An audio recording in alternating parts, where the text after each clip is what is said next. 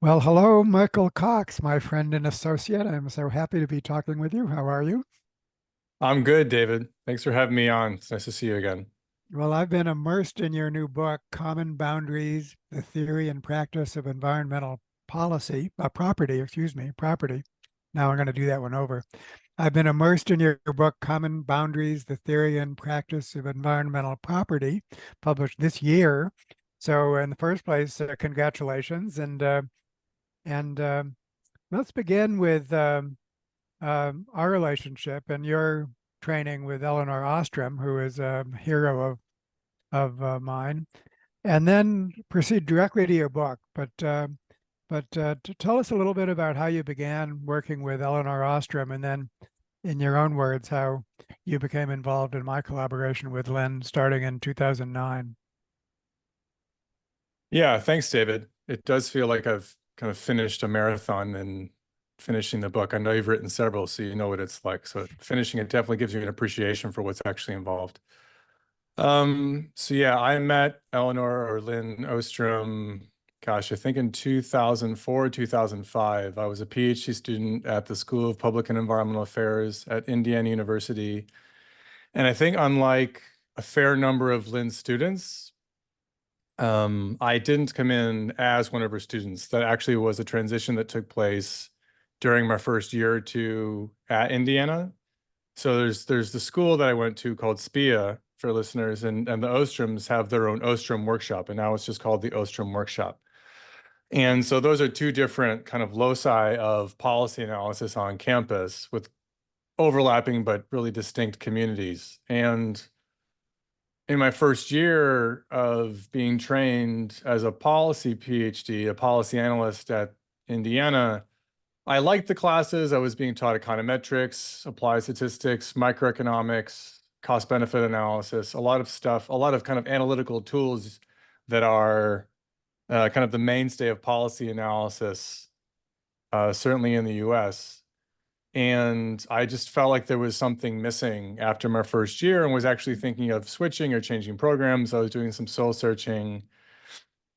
And I'd heard people talk about this, they kind of talk about Lynn in hushed tones. You kind of hear about the Ostroms or about Lynn and very kind of mysterious as then an outsider to the group. And At in that point, short, Michael, yeah. at that point, did Lynn kind of overshadow Vincent? There's a whole story there about obviously after she won the Nobel Prize, she did, but you're acting as if Lynn was talked about in hushed tones even, yeah, on campus even before she received the Yes. Nobel I mean, Prize. yes, and that very much reflects my generation. I think if you talk to older generations, they would like to see Vincent more, what they would say, kind of properly venerated and honored. I think there Yeah, were definitely generational transitions, yeah. and I was, one of the last generations, right? Or maybe even the last one. And so, yeah, by the time I got there, Vincent wasn't as present at the workshop, at the Ostrom workshop. You would hear stories, kind of these infamous stories of how tough he used to be with students or how demonstrable he used to be with his thoughts and feelings. And I do wish I could have seen some of that, but by the time I got there, he was kind of past that stage. And really He it was also was, frail in health, as I yes, yeah, yeah. And he was in his 90s by then. Um, so not at the stage where he was kind of shouting at people about, what does the state mean? That was kind of a famous thing when people talk about like the state. right. And that's, you can see that in the book, actually, questioning this kind of unitary actor assumption. We talk loosely about Yeah. these vague nouns Yep. like the state. That message very much comes from Vincent Ostrom. But no, Lynn was really front and center before the Nobel, which was in 2009. Um, the students there were more or less all her, well, I don't know all, but most of them were her students. I was one of, I don't know, 6 or 7 of her students by the time I became one. So I met with her. She told me I should read the 2005 Understanding Institutional Diversity book that she had recently written at that time. So this must have been in 2005. And I read it and I really liked it. It was clearly written. It was challenging, but not in a bullying kind of way, as if she's trying to impress the reader. She was kind of inviting you in. I loved the way she wrote. I loved the way she talked. And then I took her class. She taught a it's not as, you couldn't call it a senior seminar because that's an undergraduate terminology, but it was a seminar. And it was the best class I think I had ever taken. I loved it. And in short, why that the approach of the Ostroms really attracted me was they took human behavior seriously. They thought about rationality and bounded rationality from folks like Herbert Simon. They thought about the importance of place. A lot of Lynn's students did field work in we have a little bit of anthropologist in us. And they also thought about complexity. We learned about, I think they've referred to it as like holon theory. So there was a real interdisciplinary mix within that course. It was kind of a buffet of just these amazing articles. And the syllabus was so stuffed full that it really effectively served as your qualifying exam reading list at the end too. So that was nice. And so I loved the educational focus, being in the workshop, really felt communal. There's a story I always tell, and I guess I'll tell it again. I was waiting for you Yeah. to tell it. I would have told it if you didn't.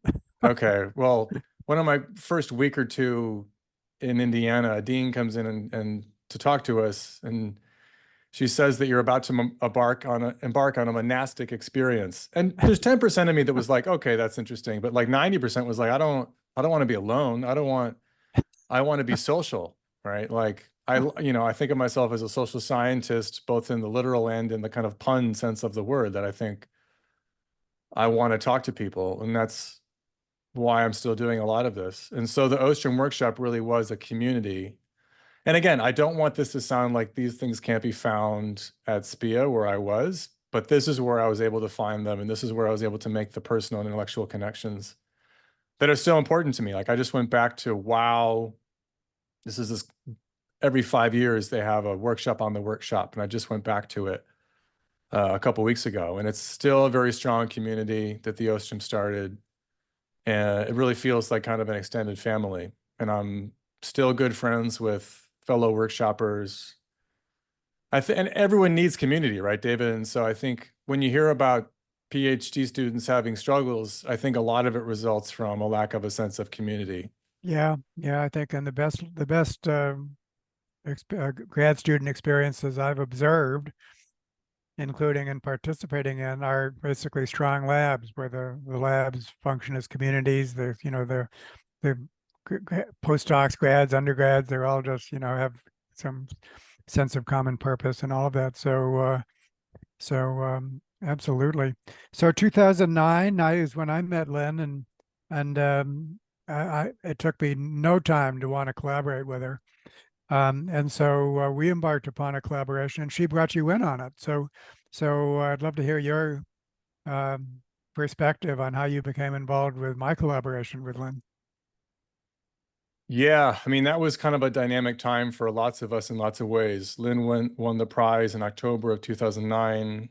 I finished my PhD and graduated 4 months later. And then within 6 months, basically became Lynn's postdoc for almost 2 years before leaving Indiana, which is also when she passed, basically 2 years later. Is that right? 2012, summer 2012. Yeah, I mean, it was for me, David, another kind of step in this kind of interdisciplinary buffet. That's something I've always appreciated about you, is that there's always this excitement about this new book or this new work that's come out. And I think you share, I don't want to start complimenting you too much too quickly here, but I think one of the things that I've always been able to learn from you, right? The ways in which Lynn really brought like a joy and enthusiasm to her work, where it's like, look what we can learn together. And meeting you felt like, oh, this is kind of a kindred spirit to that type of thing, where you're always telling me, oh, like this new book by Joe Henrich or whoever it is, and isn't it amazing what this person's doing? And of course, you're evangelist for the evolutionary approach, and that was something that has always resonated with me. The way you talk about the trappings of social Darwinism rigorously and think about how we can kind of bridge the divide between the social sciences and evolutionary thinking, talk about why it is kind of artificial that there is such a divide. fits with my the problems I have and always have had with kind of the siloing of academia. And the paper that you really led that was published in 2013, Generalizing the Core Design Principles, is still one of my favorite papers that I've been involved in. I really felt like I was pitching in, but learning more than I was contributing on that paper. I was really grateful to be a part of it, but it was really a lot of fun to think about how can we generalize these 8 core design principles, which are Lynn's most famous theory. That this is for listeners. Right, she publishes these in 1990 in her book Governing the Commons. And it was nice to see you lead this effort to argue that, look, these are about the fundamental unit here are groups. It's not necessarily communities managing natural resources, but there's some fundamental generalizability to these theories about what makes groups work well when there's an interdependence among their members. And that was really satisfying to be a part of that. I still refer to that. I gave a couple colleagues, anytime colleagues of mine ask for kind of like, what's the status of the design principles? What do I know about them? I always make sure to send them that article, because to me, it's a really good summary of how one ought to think about the design principles from a broad evolutionarily, but also just like generalizable perspective. That's And then great. things kind of went from there. Yeah. Yeah, and I'm just going to single out another paper that you spearheaded, but was part of that project, on the role of religion in implementing the core design principles. Because simultaneously with my collaboration with Lynn, I had a big project going on, and I've always been studying religion from an evolutionary perspective. Here's a good case in point: economics from an evolutionary perspective, religion from an evolutionary perspective. And with my grad student, Yasha Hartberg, and another one of your associates, you went through some of the case studies, basically, of the original um, Common Pool Resource group studied by Lynn, and I guess the expanded set that you studied. And we asked the question, what role, if any, did religion play in the implementation of the core design principles? And the answer was a lot, much of the time, right? Yeah. I'm really glad you brought that up, because I just blanked on that. But yes. So, I mean, that was a really fun paper, and it relates to what was one of, to me, the most helpful points that was made in the 2013 paper, right? This is taking evolutionary theory and helping us understand Lynn's design principles, right? And this is something you've taught me several times, is the distinction between kind of proximate and ultimate causation and generalizability and specificity, right? This idea that, as you say, there's many ways to skin a cat. And so the interpretation of the design principles here is, and Lynn used to say this actually, right, when she was thinking about looking at all these cases and trying to understand why some are successful, why some aren't. She couldn't explain any variation based on very specific details of the rules. She had to move up a level in generalizability and say, oh, all these different rules, a lot of them are satisfying a particular design principle, such as the need for boundaries that distinguish between legitimate and non-legitimate users of a resource. And so that's a tremendously helpful way to understand the design principles. It taps into a lot of the things that we might talk about in the rest of this interview, including panacea thinking, blueprint thinking. Lynn used to get criticized that the design principles, it's kind of in the name almost to some people, like they're thought of as a blueprint for success. And I think the best response to that is they're prescriptive at an appropriate level of generality. They're not prescribing very specific rules or who fulfills these design principles. What they're saying is you should think about these principles and how they might be applied to help a group function better. Yes, you need boundaries between who's in and who's out. That doesn't mean that those boundaries need to be necessarily rigid versus contextual. Contextual meaning that you let some people in depending on some conditions. If they are contextual, how do you want to do that? So there's actually a lot of wiggle room for a community who's trying to comply with these design principles. And I think that's an incredibly important point to make, that you really made effectively in that article that you led. I felt I was Yeah. channeling Linda. Linda would agree, and just but to put the evolutionary interpretation of it, and you've already mentioned the distinction between ultimate and proximate causation. That's one of these things that's so foundational from an evolutionary perspective, and yet for people who don't have that perspective top of mind, then often they're conflated. So my rendering of what Lynn said was that the core design principles are functional principles. They're what you need to do functionally, but the implementation of it is highly contextual. And she said the same, but I think that just slots very nicely into the distinction between ultimate causation, which is all about function. So all groups need to monitor, for example. You got to know what's going on to know to keep it on an even keel. But how are you monitoring? There's just many ways to skin a cat. So that is, I think, a good example of the elementary level in which evolution is becoming helpful here as a framework, as in both at the advanced level, but especially at the elementary level. Well, let's get But fast David, forward. Of can I course. finish the go? You mentioned the religion article, and I just want to make one point about that because I love that you brought it up because it does illustrate this point to me that religion can also be one of the ways in which these design principles are implemented, right? So you might have the most common type of system we found looking at religiously mediated community-based management are sacred groves, so forests that are managed as sacred spaces. And if we take monitoring and sanctioning, for example, the ways in which monitoring and sanctioning being the components of enforcement are implemented in a lot of these systems is there's a sense that ancestors inhabit the forest, and maybe some of them will see you if you chop down a tree, and you might be subject to supernatural sanctions if you break some of these taboos or rules. And I think that's such a powerful lesson because from a quote unquote Western perspective, we might kind of dismiss religion as a whole as having a proper governance function. And I think a more appropriate way to view it is religion can be like many things, right? It can be good or bad, but it certainly is one of the many ways you can kind of skin the cat of governance by helping implement these principles, right?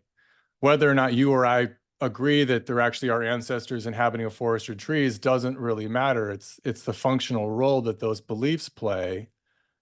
And kind of from a pragmatic perspective, we should evaluate those beliefs based on the behavior that they elicit. And in a lot of these systems, the behavior that they elicit is compliance with pro-environmental norms, which is great.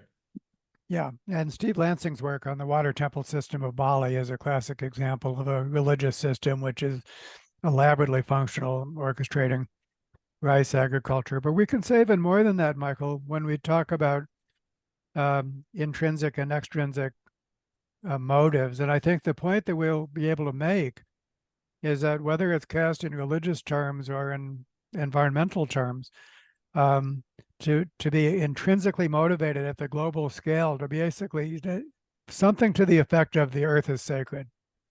The whole earth system is sacred. And the word sacred, of course, doesn't have to be a religious word. We use the word sacred all the time in non-religious context. What it means is that it's more important than me or us even. It's something that we need to serve. And that's what the word sacred means, and most other keywords in religion. And I think there is a case to be made for both, and that's a point that you make, that the need for both intrinsic and extrinsic motivation. Sometimes one crowds out the other, but they don't need to. So these are some of the things you say. And so how do we create a bundle, another word you use quite often, of just the right kind of intrinsic and extrinsic motivation in order to for the whole system to function well as a system. And if we don't do that, if we're just pursuing lower level interests, and especially if those lower level interests are extrinsic, basically material gain, then it's not going to turn out well. It can't turn out well. And so there's some pretty powerful things to be said, I think, about what can work, which is very complicated, That's another part of your book. Oh my golly, this is complicated. Um, for it to work well, and there's no escape from those complications. That's part of we're sort of rushing into the book without hopefully leaving our listeners behind. But um, actually, but let's actually pull, let me pull back and organize things a little bit. So you, I think, went directly to Dartmouth, uh, Yep. and then you're currently chair of the Department of Environmental Science. So congratulations, professor and chair Thank of you. the Environmental Department studies, but of yep. Environmental Studies. And and so now let's tell us about the book. Why you wrote it, what you hope for it, and then let's frame the book, and then we can um, discuss some highlights of the book. Sure. So there's a personal reason and a professional reason for writing the book. The personal one was that I like writing books in more long form texts where you can develop your own voice and combine empirical analysis with kind of more reflective and opinion-based prose. I've always liked that. Um, Kind of my academic identity, I'm surrounded by scientists, and of course, I call myself a social scientist, but I think a big part of me is also a bit of a humanist, or I'm not sure what you'd call it really, but it's always made a lot of sense to me to try to stitch pieces together. And I've enjoyed doing that at least as much as the kind of the Kuhnian normal science of grinding the crank and collecting facts, which is the unglamorous work that needs to be done to actually move science forward. So from a personal perspective, I just gotten tenure and I was kind of looking for a new longer scale project. I hadn't been involved in lots of different things, and I really wanted to. I also, I had the privilege and the luxury to kind of have several years and a year-long sabbatical to really sink my teeth into something with fewer distractions around me to kind of see what I could do um, in a longer term project. The professional reason, the professional motivation kind of relates to this idea of Kuhnian science that, we can grind the crank as much as we want, but that doesn't necessarily move us forward collectively. Even we kind of accumulate facts like bricks in a house without having necessarily a sense of what the house should look like. So I've long perceived that one of the main bottlenecks to scientific progress is the synthetic, like gathering together, the synthesis of these different bricks, these different facts into a complex story of what we think we know. I think that's true that's been documented very much in the commons field that I belong to. There's many, many case studies, people going to different places and measuring things and analyzing how communities or states or whomever are doing. But we're always going to need that next step of saying, okay, what do we actually think we know from all of these different pieces of evidence? And so I don't think we're ever going to kind of get rid of that bottleneck. So we're going to periodically always need to have synthetic projects like this book or meta-analyses that are kind of trying to sum up what we think we know, particularly across disciplines, right? Because there's even more fragmentation across disciplines than there is within them. And that's really the main goal of the book, is to do a stock taking of what we think we know about the roles and functions of environmental property rights from multiple disciplinary perspectives and try to relate those perspectives to each other. That's what I'm trying to do in the book. So it's looking at indigenous studies, evolutionary studies, multiple social sciences, including political science, economics, and environmental anthropology, and trying to get those perspectives to talk to each other in a way that's helpful for the reader. My goal for the book, it is to have it be read by the commons community and within policy circles. I'd love to see it be read by policy students as well. That's something that I got a PhD from a policy school. I do value being a part of policy discussions.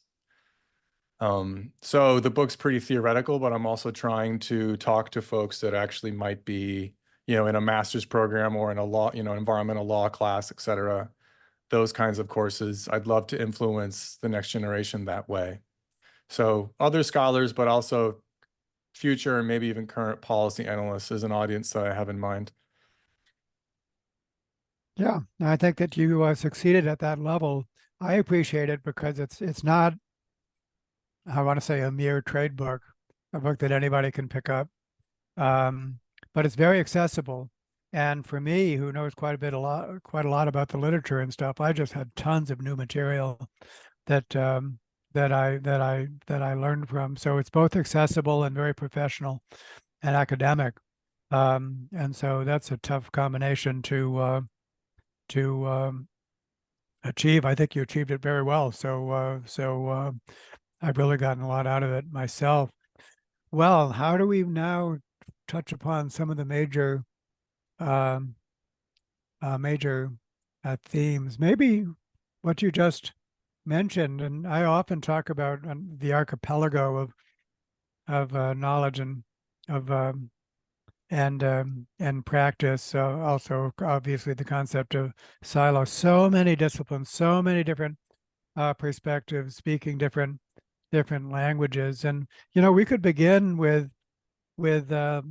Lynn's work itself as something which obviously emanated from a discipline, political science, and a particular topic area, common pool resource groups, and has been spreading beyond those boundaries, but not enough to my mind. And when you consider, if you begin with 1990 with her Governing the Commons books, that would be 34 years ago. That's a third of a century, isn't it? And so, what would you think if we think about these islands of thought, a discipline as an island with limited communication among islands? How would you characterize the spread and the lack of spread of her influence? Where is she well known? Where is she a household word? And where is she completely unknown? And something I do, Michael, with almost every public address I give, I just ask the question, who else heard of Elinor Ostrom? Hmm. And invariably, you know, maximum 60% raise their hands. More often, 15% raise their hands. So there's an example of your archipelago, right, right there. What's your own impression about that for Lynn Ostrom and then in general? Yeah, I think it has maybe even diminished in the last 10 years since what's been 12 years since Lynn's passing. She's incredibly well known, of course, within my own communities, within the broader social sciences. I don't think she's kind of a mainstay necessarily. I mean, we've talked about this a lot. It's been talked about a lot that it's the peculiarity that the only social science Nobel is in economics, meaning that if you're not an economist and you're winning a Nobel, it means that there's going to be a disjunct between your work and that community. So, I mean, Lynn certainly was kind of like an economist, but she was a political scientist of the kind that was influenced by economics for sure. I think she's still pretty important in development and conservation circles. Um, she is still taught in environmental law classes. I know that's true. Um, and really, I think a lot of the influence now is through the academic generations of folks kind of having, her students having students, having students, et cetera. That's still certainly happening.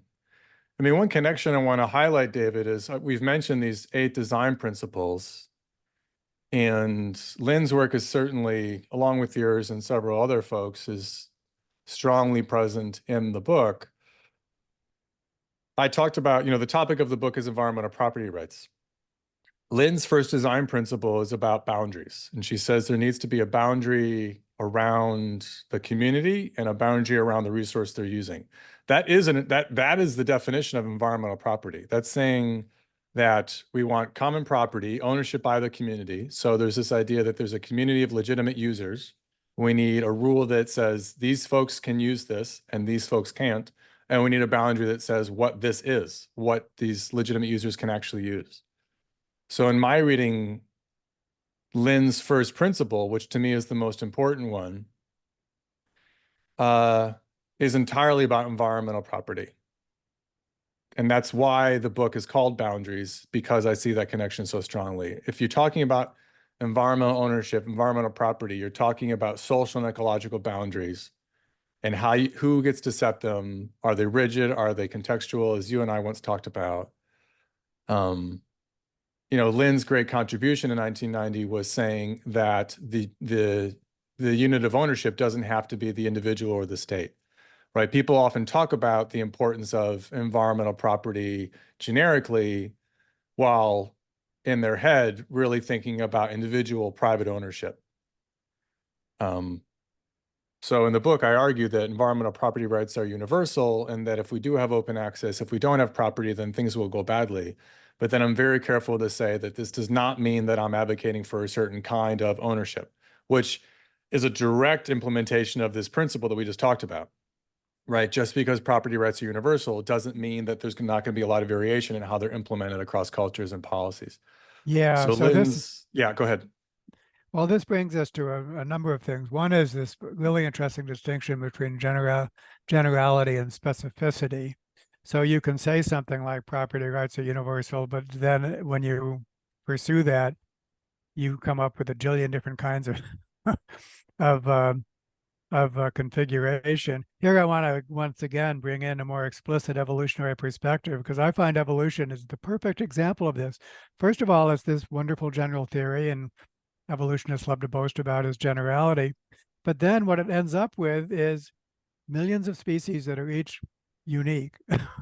Every species is a unique bundle of adaptations, and not just adaptations, but non-adaptations with its history and all of that. So that combination, there is a general framework that does exist and can be employed.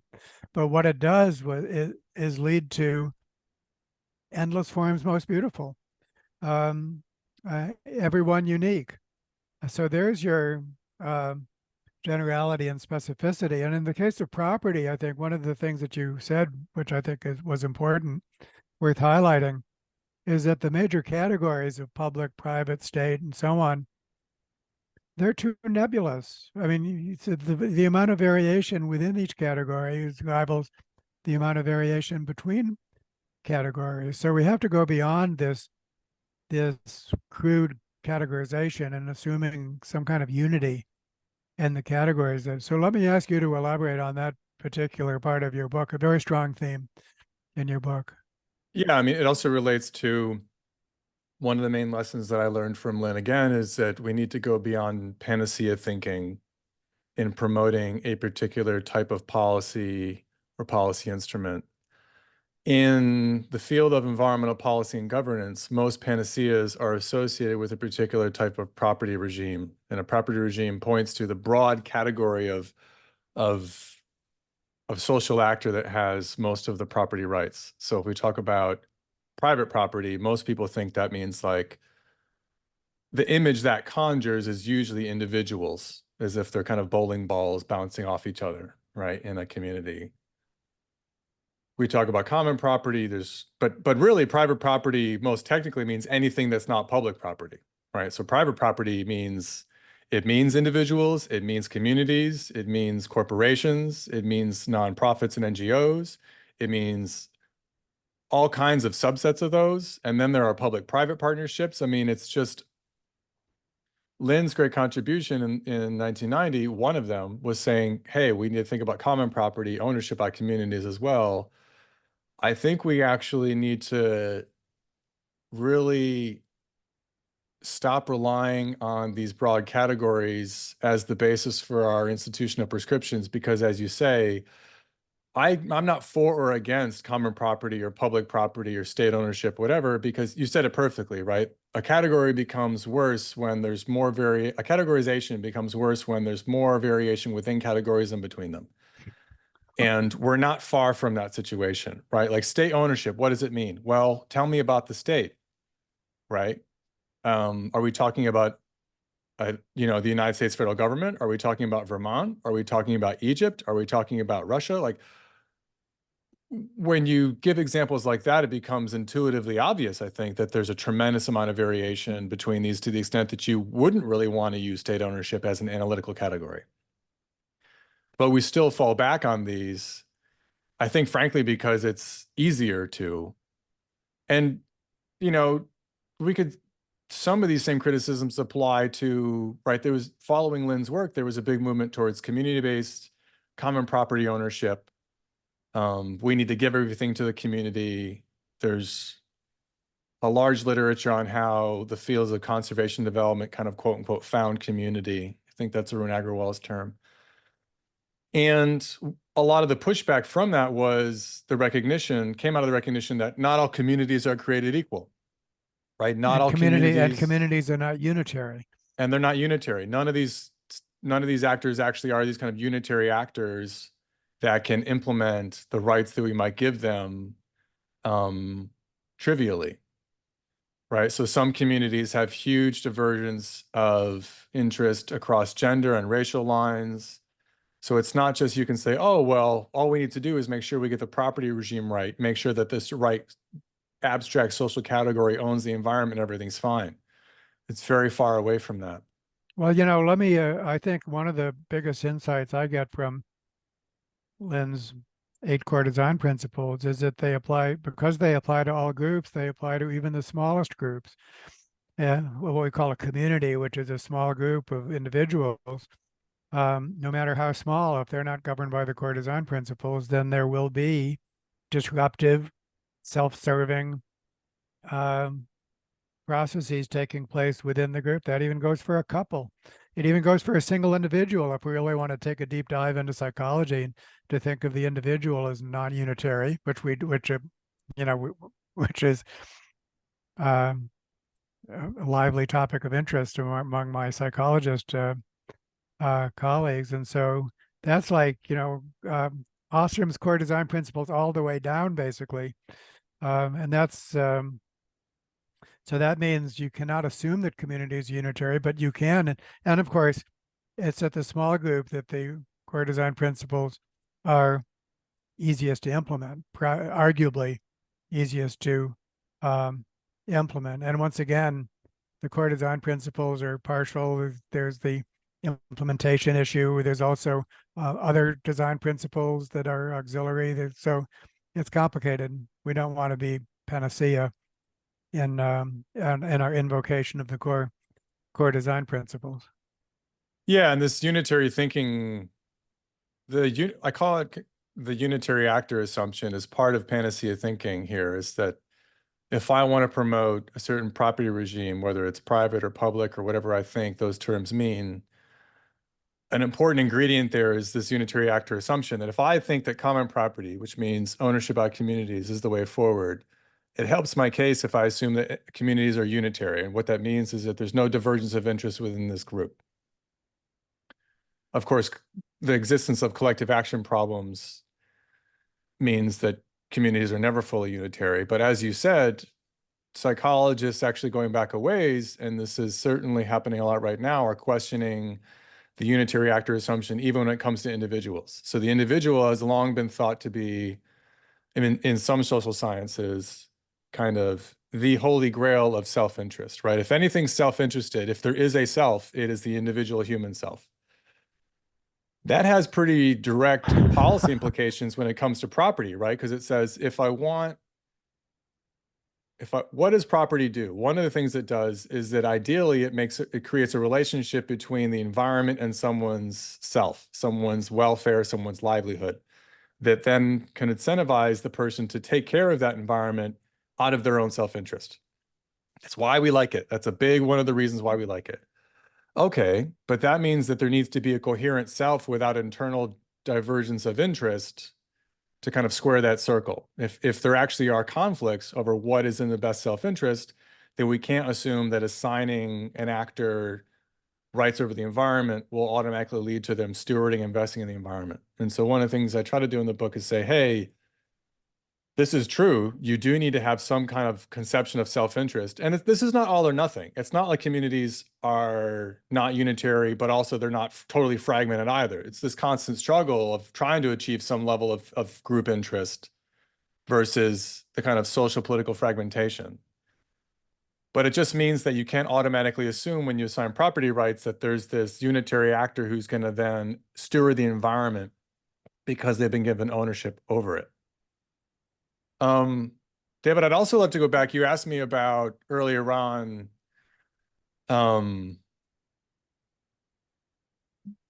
the social fragmentation across scientific disciplines, because one of the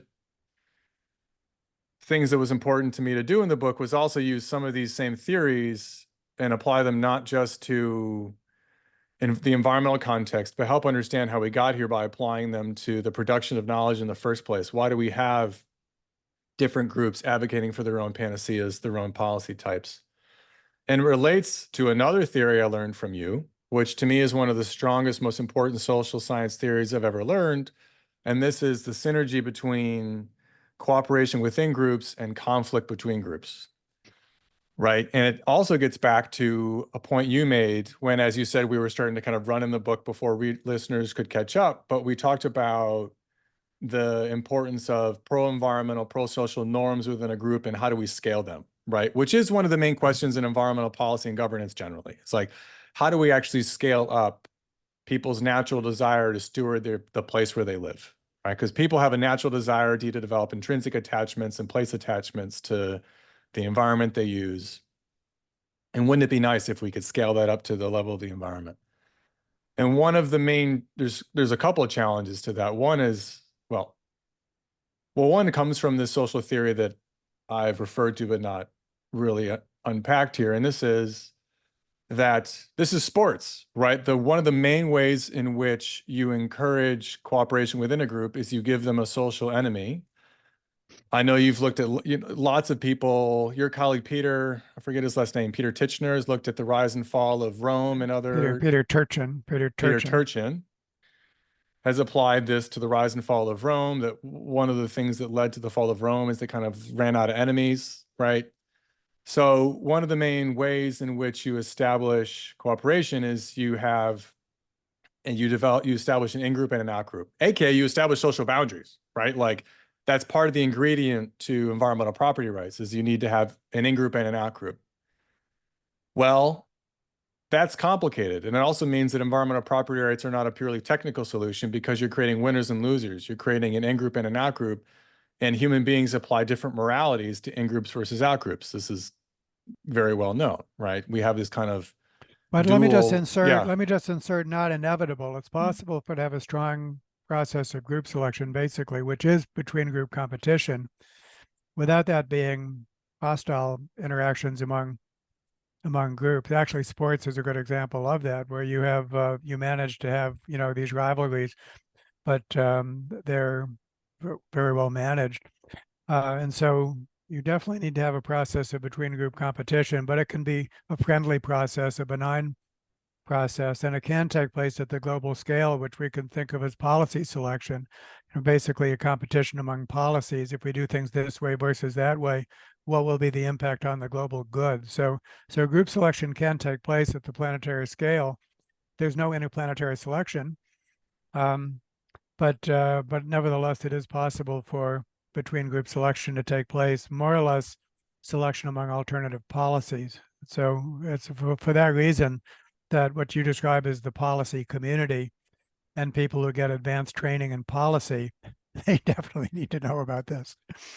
Yeah, and before we become highfalutin about it, then even if we operate at lower scales, those are still multi-tiered. And so, as you point out, any group, pick any size, any group, if it becomes truly self-serving, without coordinating itself in a larger, as a pro-social agent in a larger cultural ecosystem, then it will go badly. I can guarantee it. So that coordination, the group has to be strong as a unit, and it has to be appropriately coordinated with other groups, all the way up to the top, to the global scale. That's a generality. Speak of generality and specificity.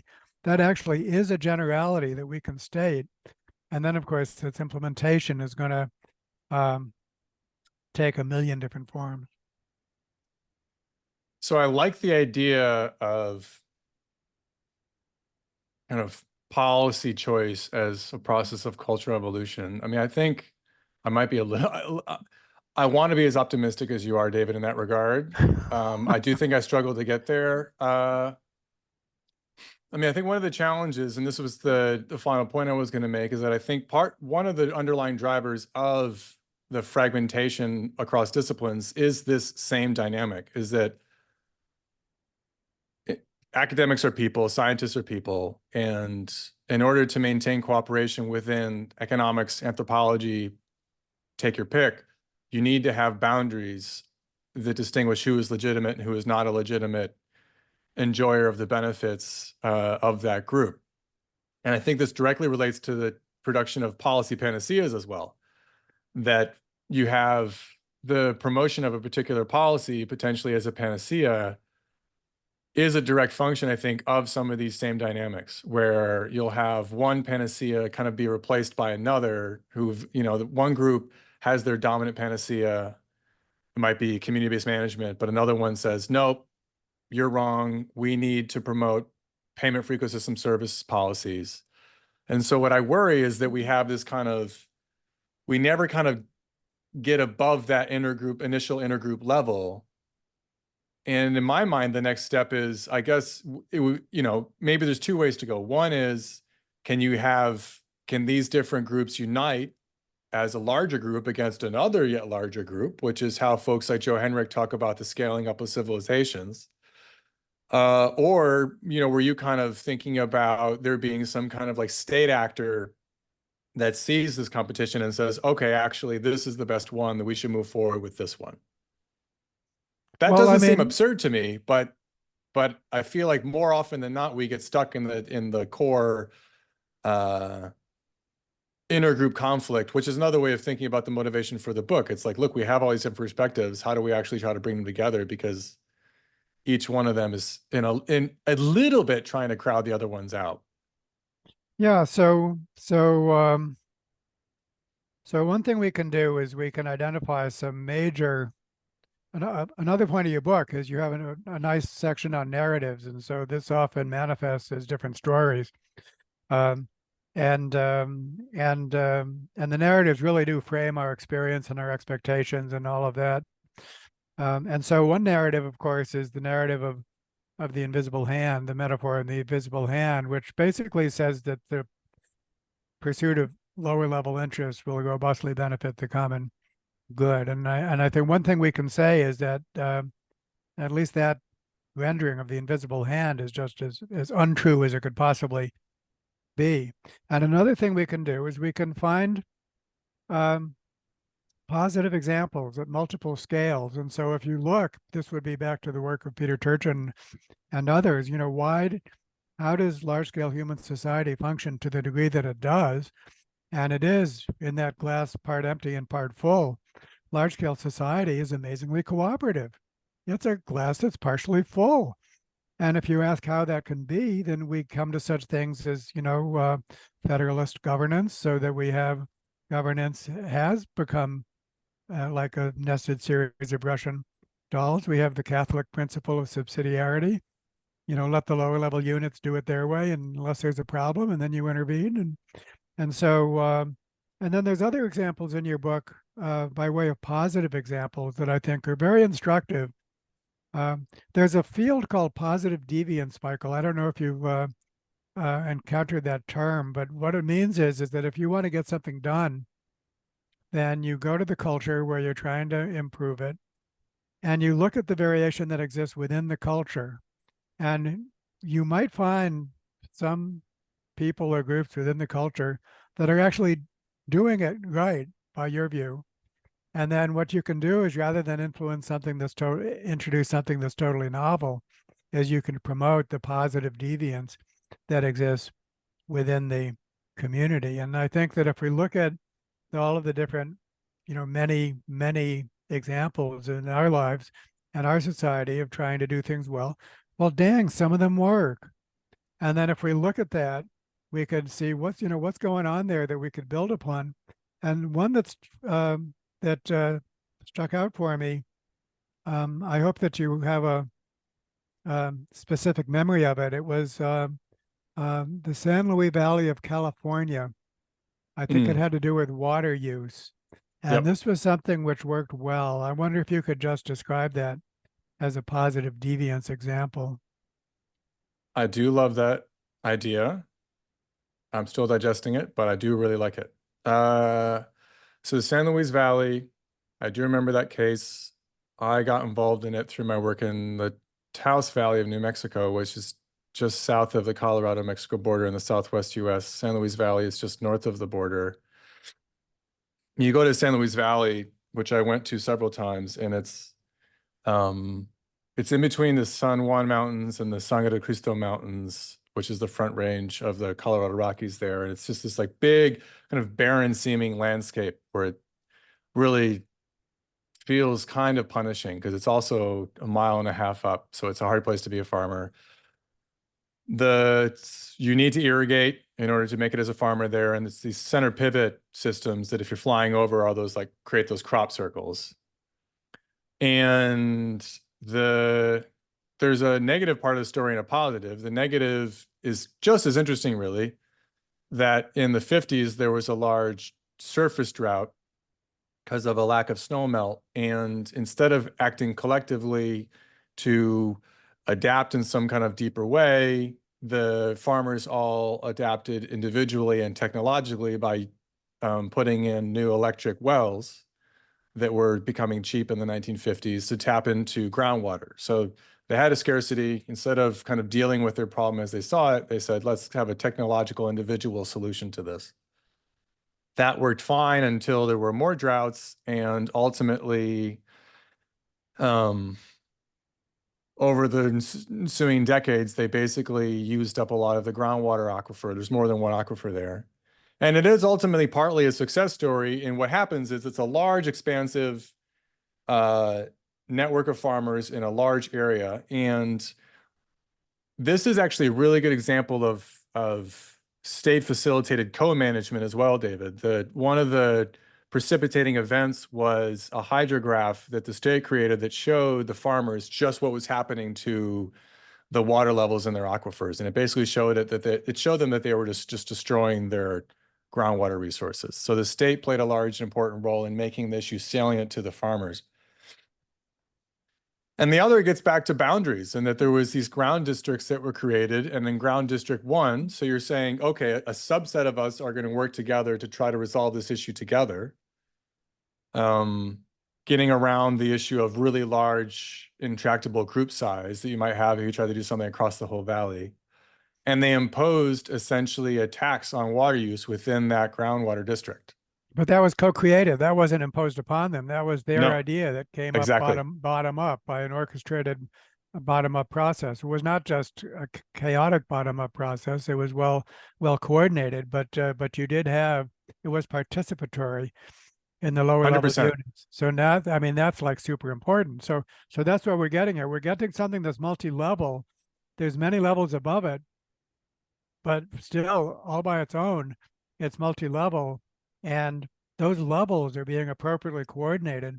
There's a top-down component, as you just said. The state is playing an important role, but it's not micromanaging, it's not command and control, it's not dictatorial. It's basically stewarding a lower level process. And so it's a pretty darn good microcosm.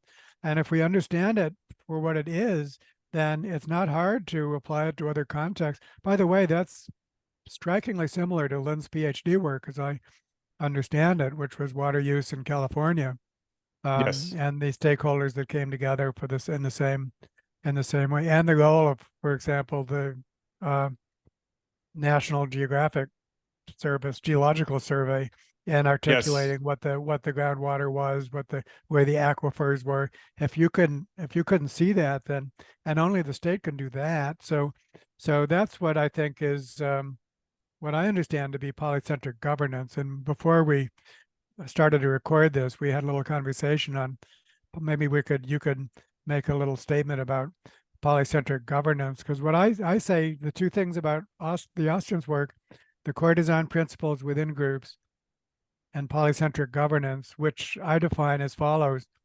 Life consists of many spheres of activity. Each sphere has an optimal scale. And so good governance requires finding the optimal scale for each sphere and appropriately coordinating among the spheres. That's my um, summary of polycentric governance. But so say a little bit about polycentric governance and why actually you don't use that term very much in your book. Sure. I do want to add one final detail to build on your reflections on the Colorado case, because I didn't mention it, but arguably the most important thing the state of Colorado did is that they supported and subsidized a series of meetings that were basically they help folks get together and talk about their problems. And from a governance perspective, that's the single most important thing they did. And then they Yeah, took the yeah. recommendation seriously. Yes. Yeah. In Lynn's case in California, there was the shadow of the court that promoted a lot of bottom-up governance. Folks were like, well, if we don't do this, the courts might make the decision for us. And that was also a part of the rule of the state there. I don't want to be all or nothing about this. I know within my community, the concept of polycentricity is really important. And it's not that I'm against it. I'm not for it either. I haven't found it to be super analytically useful in my own work. And part of the reason it's not in the book is simply because, I guess I'll put it this way, you need to draw the line somewhere, and you kind of need to draw boundaries of what's in, what's out, and not everything can make it in. I know that sounds like a cop-out. I've had a concern for a little while that a lot of the ways in which polycentricity is used when I read about it is more as a kind of social rallying cry and as a way to signal group identification. So I now think about, thanks to you and other folks, David, I now think about in-group, out-group, and group identification a lot. And it's not a costly signal, right? It's a free signal that you can just kind of start using the word polycentricity. And I'm people would call me cynical, David. I don't buy the use of the word Anthropocene as much as it is. I'm kind of maybe overly sensitive to what I perceive to be academic fashion when people say, oh, we should all start using this word a lot now, when analytically the word's not doing any work that we couldn't do without it. That's where I'm coming from. I mentioned to you that a colleague of mine, Mark Lubell at UC Davis, had a really nice, I think it's a blog post about his perception that really most things are polycentric. And if most things are, then how much analytical purchase does it give you? I Yeah, do well, agree with the rallying quickly, cry. I'd quickly Yeah, go ahead. insert, I'd quickly insert that that great distinction between generality and specificity. The statement about polycentricity as being very general might just slot into that general specific dichotomy that you distinction that you yes, it's very general, but of course its applications are going to be very diverse. So anyhow, that's my little defense That's of totally fair. polycentricity. And again, like this, I don't want this to be like, Michael's against polycentricity, et No, no, cetera. no, no, no. I don't care to make that stance. But maybe the best way to describe this, actually, David, building on what we talked about earlier, my concern with polycentricity is the same one I have with property regimes, that there's a lot of stuff being lumped together. And I haven't seen, Rebecca Gruby has a really great article where she and a colleague try to unpack just what we mean about polycentricity. There is some good work that's being done on the concept. I guess I would just say that most of the work I've read feels more like it's kind of being used symbolically to signal that you're coming from, you have a broad suite of beliefs that align you with a certain perspective, and that's more how it's used. And that feels a little panacea to me. Yeah. Okay.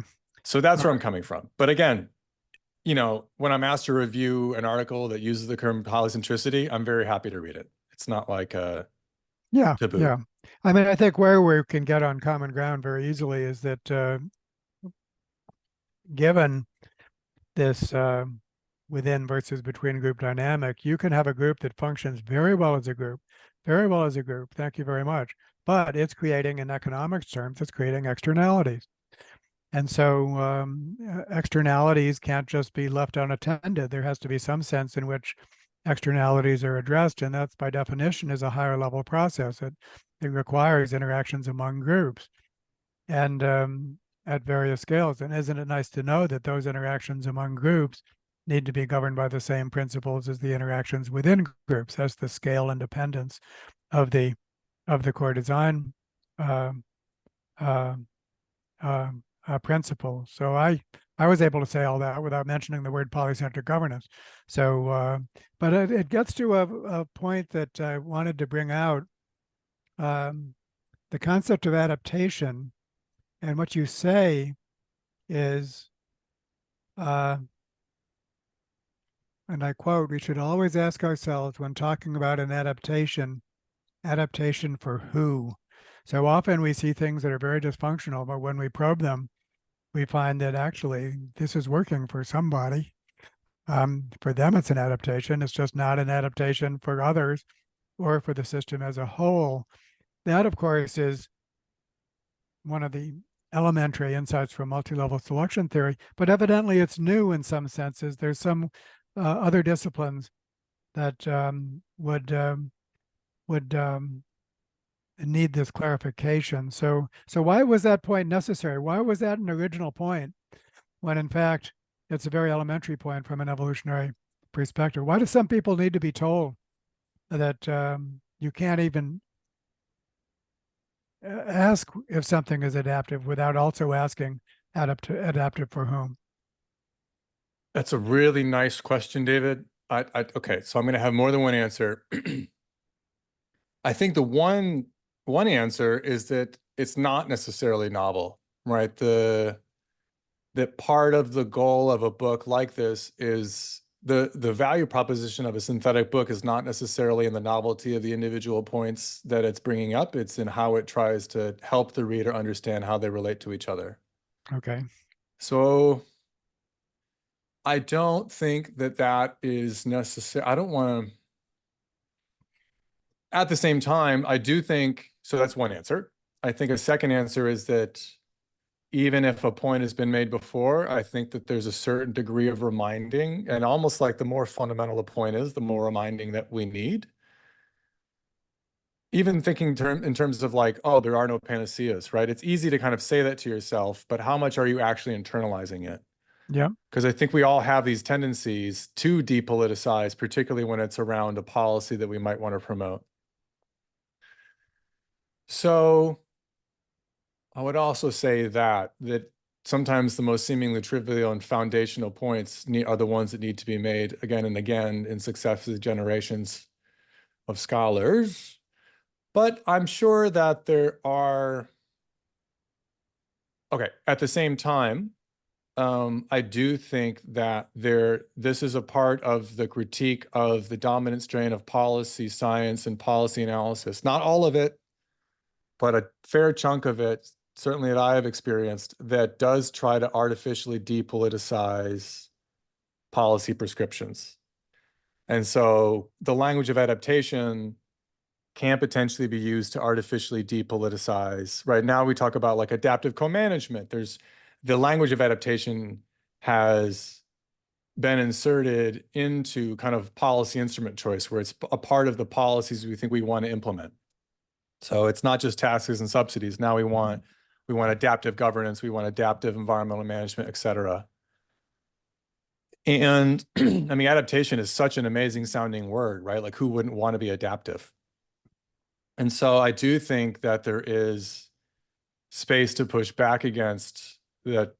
I'm trying to push back against there to say, look, and honestly, David, part of this is also relates to the pushback against the movement towards community-based management as being a new panacea, right? Part of the rhetoric about communities is that they can be more kind of contextually adapted to their circumstance. Like that is part of the narrative about why community governance is good. And I won't go into the case in depth, but there's a wonderful book called, it's not a new book, called The Anti-Politics Machine, published by James Ferguson as an anthropologist who worked in Lesotho. I think the book was published in 1990. And I'll try to give a 20-second version of it. The men in some of these communities in Lesotho where Ferguson worked had a policy of not selling their livestock off when external experts thought that it would be beneficial for them to do so, say when there was a drought coming and their livestock wouldn't be, that's maybe when you want to sell them off. And so there were different hypotheses about why these livestock owners weren't doing this. And, one of them was maybe it's an adaptation to local social norms. Maybe it's because their economy is kind of pre-commodified. And Ferguson's interpretation was it is, in a way, an adaptation to local social norms, but the social norm is that livestock are male property among the Basotho people. And so as a man in a household, you empower yourself relative to the woman in that household if you maintain livestock, because the woman can't tell you what to do with that. So it's gender politics, right? That behavior is an adaptation, but it's an adaptation of the men to a social norm that privileges a certain type of ownership vis-a-vis the woman in that community. So yeah, in a way it's an adaptation, but it's an adaptation that is advantageous to men at the expense of women. I don't think the women in that community would necessarily call it an adaptation. Not for them, yeah. So I mean, so much of this, Michael, I'll have 2 points to make about this, is that this took decades to resolve itself within evolutionary biology. And a classic book on the topic, as you know, is called Adaptation and Natural Selection by George C. Williams, 1966, in which he undertook to clarify the issue of adaptation in evolutionary biology. That was a long time ago. But really, I think that same dialogue needs to take place now that evolution is being applied so much more widely than back then beyond evolutionary biology. That same conversation that's associated with Williams' book needs to be had. And it's no surprise that there's not the clarity that was hard to achieve within evolutionary biology. And that's one of my objectives. I have an article on that called Williams' Rule and its relevance for positive change efforts, which attempts to do just that. But another point to make, a really mega point, there's 2 mega points, and then we need to constrain ourselves and bring this great conversation to a close, is the need for experimentation. I mean, if one thing that comes through in 100 different ways from your book is that because it is so complex and contextual, whatever you might decide to do could well be wrong. There could well be unforeseen consequences. And if you don't have a way to assess what you're doing, whether it's working as intended or not, then you can't get anywhere. And so policy must be relentlessly experimental at multiple scales. And that's just another word for a process of conscious cultural evolution. So the need to be adaptable, to be flexible enough so that whatever you're trying, you need to be able to ask the question, is it working? And if it's not, what else can we be doing? That's just essential. Wouldn't you agree with that? Yes. When you first said the word experiment, I started to think that you were going to advocate for randomized controlled trials, which is a thing. But it No, but sounds I like you're wasn't. mostly I talking wasn't. about, Something more yeah, yeah. broad than that. Someone could be much more casual than that, and often. Yeah, yeah. No, I get it now. No, I mean, I totally agree, David. But again, I think that these are social and psychological dilemmas, right? It's one thing for us to agree on that during this, quite friendly conversation. If I'm part of, but it gets back to that theory that you taught me again. Like if I'm part of a group that's advocating for a certain type of policy, one of the ways we're going to advocate for it from the get-go is potentially to vilify people who advocate for another policy. And once you activate this intergroup conflict, right? We have a word for it. It's called polarization, and we're seeing it today writ large. I think to me, that is maybe the fundamental challenge. It's navigating and negotiating intergroup conflicts so that there's buy-in across groups, that it's not a zero-sum game across those groups. Yep, yep. And I think that what took place in the San Luis Valley of Colorado and what needs to take place much more widely, there has to be some common goal that coordinates the stakeholders basically. And if there's not, then you're just going to get division, and that's going to be the outcome. So working on a common goal, which ultimately has to be the global good. And that sounds like so optimistic, like that'll never happen. But I beg to differ. And I think that increasingly in a globalized world, to see yourself as to see the whole world as a unit that needs to be cooperative, and to regard yourself as operating on that behalf. First and foremost, I'm a human being and citizen of the world. Then all my other identities have to be coordinated with that. Conceptually, it's not a stretch. In fact, conceptually, it's a little different than our current identities, which, after all, are middle-level identities. That everything lower is coordinated. But you're welcome to comment on that and to call me hopelessly idealistic if you like. But then I want to get Not to a hopelessly. couple other I points. just said optimistic. Well, and there's some of this maybe is even self-reinforcing, right? Like whether you think you can win or lose. How do you say this? If you believe you can win or you're going to lose, you're right, or whatever, right? It's like the importance of self-belief, I think, is an important ingredient here that I try to take seriously. I think that if to just a continuous step, if we see how this might play itself out at much smaller scales and just begin at the cellular scale of the small group, all the small groups in our life, and just imagine that a person can learn by experience that by implementing these core design principles, the groups in their lives are going to function much better. That's such a pro-social event.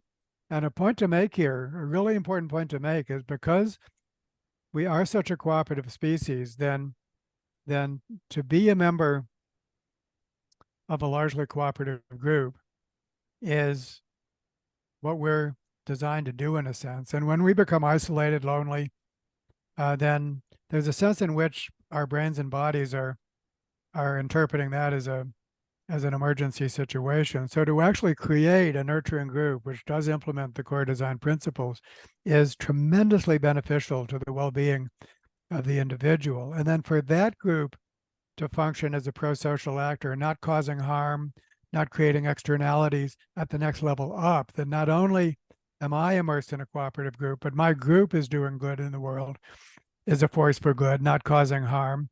In my, community or city or in my supply chain, if I'm a business, then those two levels, the group and the ecosystem within which that group is embedded, to be a pro-social action at that level, tremendously positive and doable. And then kind of the principle has been set, is that the larger scale unit can be owning its externalities and doing no harm up the level. So there's a sense in the bottom-up process provides a proof of concept for what needs to go all the way up to the global scale. And you can become a believer, I think, by causing it to work at the smaller scale. Then you can become more of a believer of the possibility of it taking place at the global scale. I love it. I think we talked about self-determination theory, which, as you say, I'm glad you brought that up. Yeah. I do rely on it pretty heavily. It's these two psychologists, Ryan and DC, out of University of Rochester, have this whole research program that they called self-determination theory. They're not the only ones thinking about these things. If you start diving into social psychology, these concepts, you'll find them all over the place. But in short, they argue that human beings have three basic needs, and they are belonging or relatedness, the need to belong to a group and feel like you kind of just mentioned it, right? We perceive it as a threat when we're isolated. We need to feel like we belong. We need to feel like we are efficacious. We can, I can impact my environment in a way that makes me feel like I can get things done in the world. And for them, the kind of first among equals is autonomy. That's for them. Everything else relies on autonomy. I can't feel like I belong in a group if I don't feel autonomous in that group.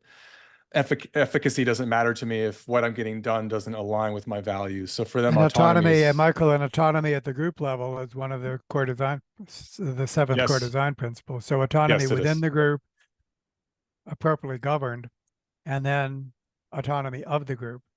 So yes, and by autonomy they don't mean they don't mean what we often refer to as negative liberty versus positive liberty. So negative is freedom from external constraint.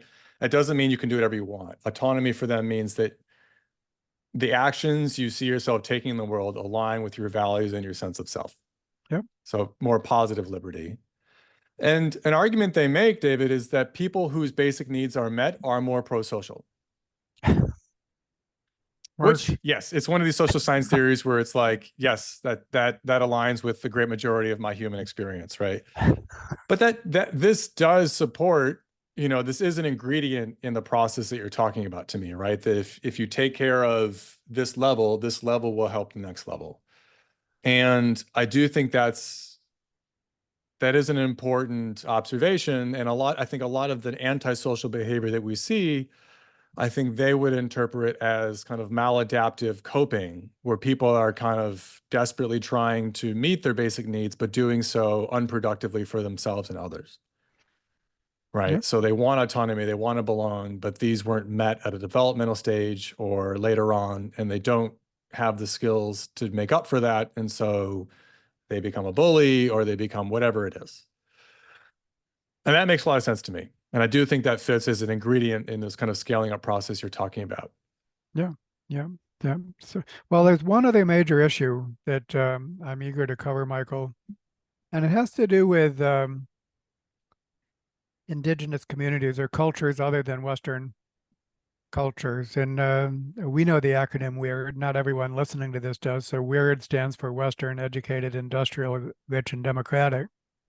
Um, and of course, 99% of science and scholarship takes place in weird cultures. And so we've all been mistaking our particular culture for human nature. And Joe Henrich is the main person associated with that, his wonderful book. But so that's so important, and it's so important to recognize full cultural diversity.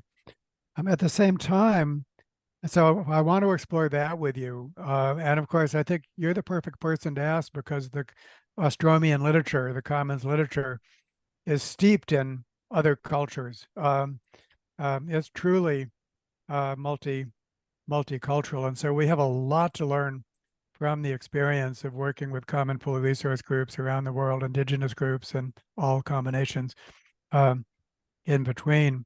But then I think what we'll discover, in addition to a rich diversity that we need to appreciate, and with many positive aspects in terms of people that have been living in community for a long uh, time, and so much to learn from. But at the same time, multi-level selection is culturally universal. So if you go to a traditional or an indigenous community, you're going to find conflict. You're going to find I mean, a lack of unity within communities. All of the problems that we often associate with pathologies of weird cultures are going to exist in all cultures and all species, because that's how general this basic dynamic of competition within and between groups is. There's no life form that escapes them. And so how do we appreciate the positive aspects of non-weird cultures and also the universality of uh, this perverse dynamic of selection within and among groups, where competition is always this double-edged sword. No matter where you go, you'll find that perverse aspect where virtue permutes to vice. Basically, lower level cooperation can become harmful at higher scale. Great question. Okay, I'm going to start with a part of the answer I know I want to give, and then I'll think about how to answer the final part because I think it's the most challenging. The exploration of indigenous studies and indigenous cultures was the space where I was kind of pushing myself the most in terms of exploring new literature, interviewing indigenous scholars. And so it was, for me, a big part of the growth experience in writing the book. And it also was part of the source of one of the biggest interdisciplinary aha moments that I want to make sure I share with you before we're done. And it goes like this. You know as well as anyone that traditionally the two main mechanisms that evolutionists understand for promoting cooperation are kinship and reciprocity. Among humans, so humans have what you could call psychologies for kinship and a psychology of reciprocity. right? In experiments, people like to reciprocate. They reciprocate even to some, like they reciprocate before someone else actually even has given them a reason to reciprocate. If someone gives us something, we want to help them back. If someone, we also have strong reciprocity where we want to punish people who hurt us. We definitely have kinship psychologies. We have something that's called cultural kinship, where people who I'm not genetically related to, I basically can internalize a kind of familial sense to them. These are cultural universals. Um, aunties and uncles is not just a genetic relationship, it's a social relationship, right? My friends will sometimes refer to me as Uncle Mike to their children. And folks like Nikos Christakis in his book Blueprint have argued that what's happening is partly that there's a core psychology. I think his argument is that there's the parent-child psychology, which is very intrinsically oriented. I care about the child. He argues that that's been exapted, that initial adaptation serves as a pre-adaptation for a new behavior, which is pair bonding, and that these very intrinsically oriented behaviors where I value the other person per se are being kind of generalized in our experience to larger numbers of people. This sounds very nice pro-socially, right? It's kind of part of what Christakis calls our social suite of how we're so cooperative. So if you see these concepts of kinship and reciprocity, if you look at the indigenous studies literature, I didn't read all of it, but if you look at a lot of it, of how a lot of indigenous communities perceive of the natural environment, they understand their relationship with the environment as being based on reciprocity and kinship. You see the exact same two words in a entirely different literature. Salmon are perceived as being kin. There are origin stories of the genetic relationship between people and salmon. There's a sense that, and this relates to property rights because, and in the case I rely most heavily in the book is by my colleague Mehana Vaughn, who wrote a beautiful book called Kaiulu Gathering Tides, where she talks about this concept of kuleana, which is a native Hawaiian term, which means both rights and responsibilities. And so talk about the importance of cultural diversity. What this means is that Native Hawaiians do have a sense of environmental ownership, but that is, you can't divorce that from the obligations you have to what you own. So it's both rights to something and obligations to that same thing, which from the so-called traditional Western perspective, that is not a part of what we think ownership means, right? If someone in Illinois or New York or whatever owns a forest, we don't have a cultural norm that says, necessarily anyway, that person has an obligation to steward that forest. Certainly, we don't go so far and think about it as terms of kinship and reciprocity, right? And so my interpretation is that we all have these two psychologies, and one of the almost defining features of indigenous communities that rely on the natural environment is that they're using those psychologies to mediate their relationship to the natural environment. That's great. Nice report.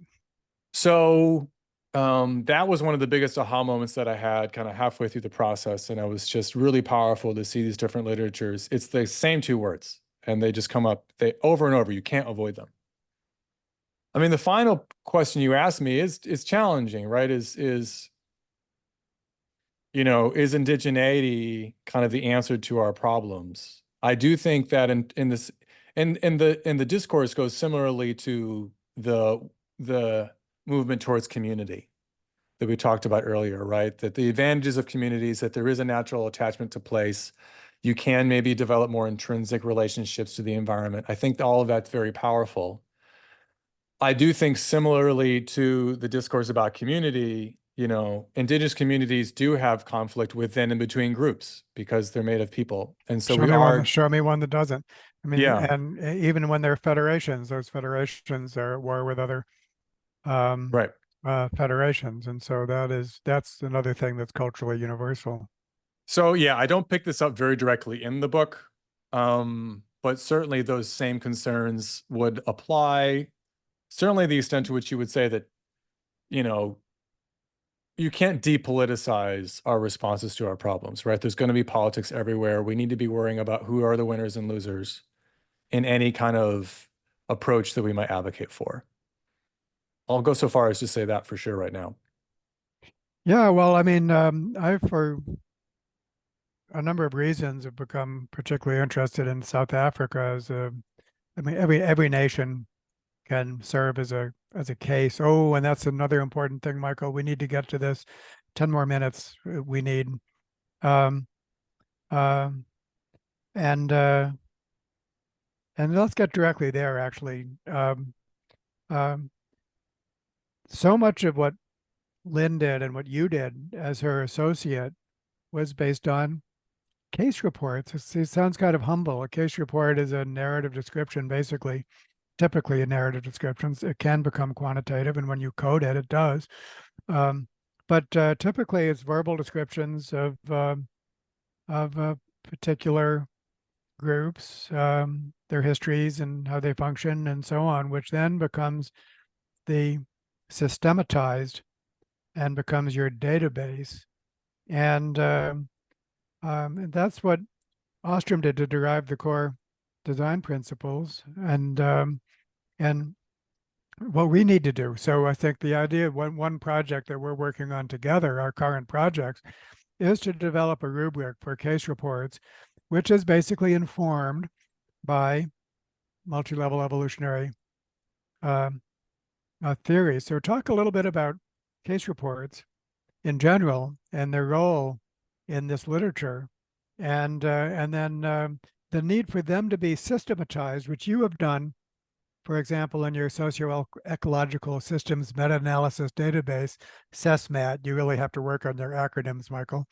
The um, and what we can be doing to promote uh, case reports that are have a conceptual framework behind them, this conceptual framework behind them, which enables them to be related to each other. I think this is huge all by itself. Totally. It's its own discussion. Glad you brought it up. And we could, by the way, Uh, let's just introduce it now and then plan a part two, I think is the thing to do, is just to sure, that'd be showcase great. it on its own. But let's introduce it as the end of this Yeah. conversation. So for listeners who want to read something about this, the reference I would give them is a book called Working Together by Amy Petit, Lynn Ostrom, and Marco Jansen, where they talk about the challenges of this. Some ways they call it the many variables, few cases problem. But really the challenge is that in the commons field and related fields, we've just got this kind of never-ending production of case studies. It's the dominant kind of article type or analysis type that you see. It's the kind of thing I did for my dissertation. It's the kind of thing that we did in the San Luis Valley, which we talked about earlier. And the challenge is more or less what I referred to earlier, is that you've got all these different facts being collected in different places, but you don't necessarily make scientific progress, at least formally, if you don't compare these, right? Ultimately, we learn by comparing. And so we need to have the knowledge in a format that allows us to compare. When you talk about a case report, David, I think to me that almost sounds like something we don't have, but we want, because a report sounds like something that's more, kind of uniformly done. And we don't have anything that's very uniform. And to me, this gets back to the social challenge of there being too much fragmentation in academia, that we kind of talked about earlier, that there isn't a standard way in which, say, a commons or a community-based or an Ostrom-like case study is done. Lynn introduced the institutional analysis and development framework. It's called the IID framework. It's very popular amongst Ostrom workshop folks. It's a wonderful framework. I wouldn't say it has led to a systematic way of doing case studies. Lynn introduced the social ecological systems framework in 2007, the SCS framework. My maybe controversial opinion is that this is not as good as the IID framework in promoting the goals that Lynn actually wanted for it. Actually, my colleague Stefan Partolo has documented that there is not a lot of consistency in how people use the SCS framework that aligns strongly with my perception of it. And so what we really need is, and so you mentioned this wonderful acronym, SESMAD. And that was a project that was trying to help people help people enter data into a common database about the cases they were looking at, particularly large cases.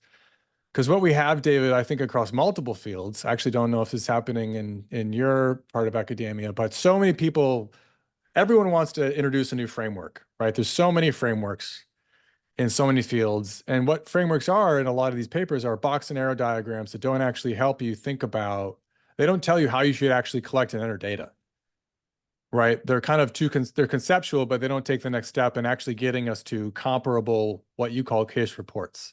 And I think we desperately need it. We need to have consistency in how people are looking at these different cases. We need to avoid the all or nothing thinking of saying, well, there can't be any variation in how you do this, right? It needs to be at the level of generality that still allows people to have some allowance of context. Those principles still apply. I frankly think we need to work with some journals so that there's almost like an article type in the International Journal of Commons that is like an evolutionary or commons case report. And so, because that's where people will start to care about it, right? It's, oh, like I want to submit an article to a journal. Oh, I can do it as like this type of case report that requires that I do things a certain way. I would say it's almost as if people are measuring pH in different ways in my field. I think it's that fragmented. Well, I mean, I think that my expectation, I don't think it's naive, is that the core design principle provides an excellent uh, rubric for this. If they're as general as we claim, and that we're working with organizations in the present to implement them, then that should also go for the past. And what I have done, it hasn't been systematic yet, but I've now accumulating examples of groups that function really well, objectively function well. You could tell by any number of metrics, and especially in the business world, you can do this because there's business metrics that demonstrate how well they function. But also something like the monastic rules, the rules of a monastery, to take a completely different context. You just read the narrative description of what these groups are doing, and the fit with the core design principles is extraordinary. And when you're talking to them in person, which I've done in the case, for example, of the conscious capitalism movement or the B Corp movement, and you just put it to them directly, introduce the core design principles, they don't know them by name. They probably haven't heard of Elinor Ostrom, but just go down the list and they can give you the most wonderful stories about how they have indeed implemented these core design principles. Just the fit is so gratifying. And so I think that I would like to think, and this is what we're working on, is that the rubric, the kind of the format for a case report, is that first of all, you gather your information, of course. Even better if you have members of the organization to talk to, so you're not just relying on past historical data, and then see how well the core design principles do as an organizing framework. And of course, there will be stuff left over. We expect that. We expect there to be other design principles. And we also, I think the adaptability piece, how flexible are you? How adaptable are you? Is a separate set of considerations not covered by the core design principles. There's adaptability principles in addition to, and core design principles talk about current governance, and adaptability principles talk about change in the future. But there's that's where the evolutionary perspective, governance plus adaptability, can be that general framework for interpreting any case. That's my thought, and what I'm really excited to develop with you, which could be applied across all contexts. Once again, it might be a common pool resource group, it might be a business corporation, and everything in between. So I think that's an amazing project all by itself. I love it. Looking So forward to working on it with you, David. We'll do a part 2, or maybe even excise this, and let this last 15 minutes be a standalone um, piece that we can circulate. Well, okay, I think it's time to stop. But so this has been so great to cover so much ground with you, Michael, and of course, great to be continuing to work with you. Yeah. Thanks again for having me on the podcast, David. It's fun to talk, and yeah, we'll talk soon. Okay, take care.